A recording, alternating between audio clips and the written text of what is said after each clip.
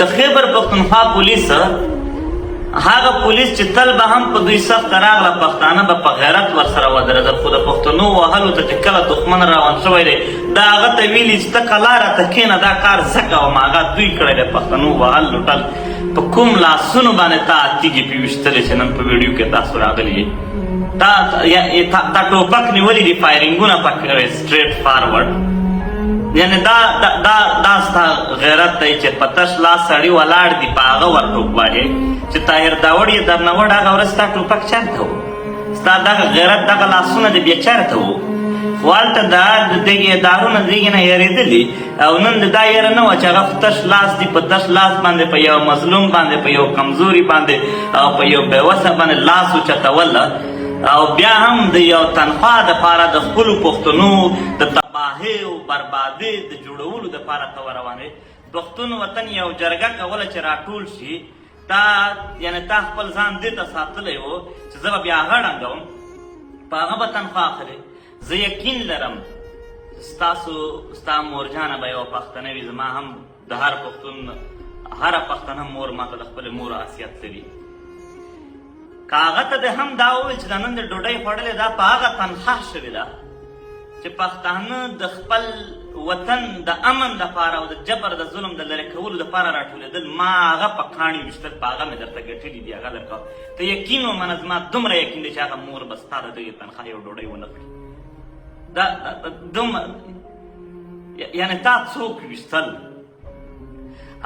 هغه خیمه ته د اور ورکولو چې کوم ته د چارسدې هغه بابا را روان و چې په یو ورځ یې ټوله فیملي 14 کسان ماشومان خویندې مندې دا ټول شهیدان شوي وو.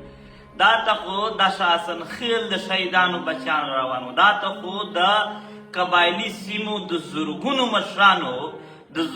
مشرانو د شهیدانو کورنۍ را روانې وي. دا ته خو د سوات نه واخله تر چمنه پورې تر کویټه پره هغه ځپلی ولس، هغه ټکېدلی ولس، هغه لوټلی او هر وار د یو بې شرمۍ سره د بې عزتۍ سره مخامخ کړی شوی ولس را روان و.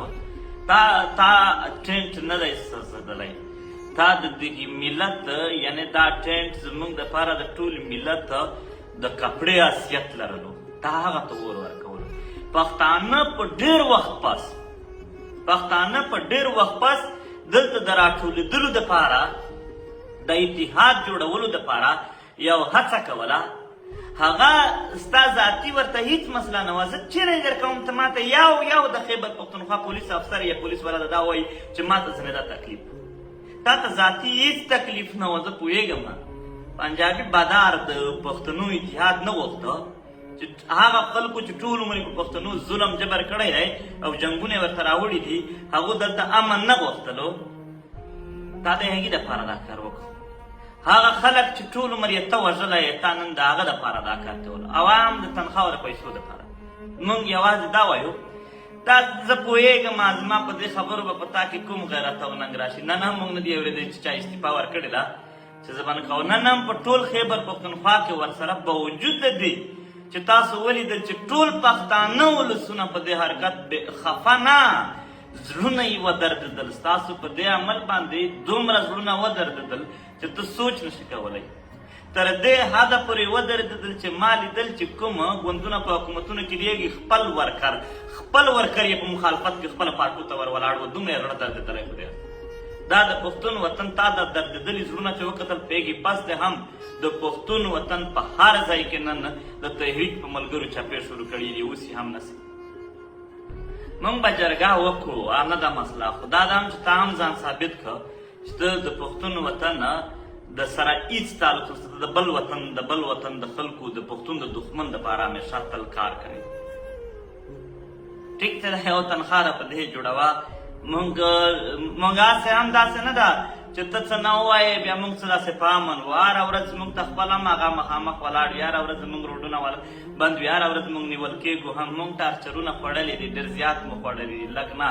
موږ دغه وطن یوه نه ده چې تا خیمې سوي دي، یا بله ورځ یې د دغې وطن تر ځناورو پورې ورونه ورکړي وي، هغه سرې غوښې پرتې وې او هغه ځناور ژوندي وو، شاته به د دوی غوښې پرتې وې. موږ دا لیدلي دا وطن 80,000 شهیدان ورکړي دي.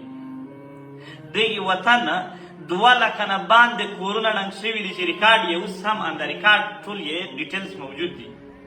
د دغه وطن 14 بازارونه نړېدلي دي. د دغه وطن په زرګونو خلک ورک دي. د دغه وطن یو ښار او یو کلی نه دی پاتې چې هغه وینې نه تویې. ستا یو خیمه به موږ ته څه تکلیف راکړي؟ جرګه خو به بیا هم وشي، جرګه به بیا هم وشي، خو کم سے کم تا د پښتون وطن په اوږده تاریخ کې خپل نام په یو تور داغ ولیکلو. نن هم د یو بل چا په امر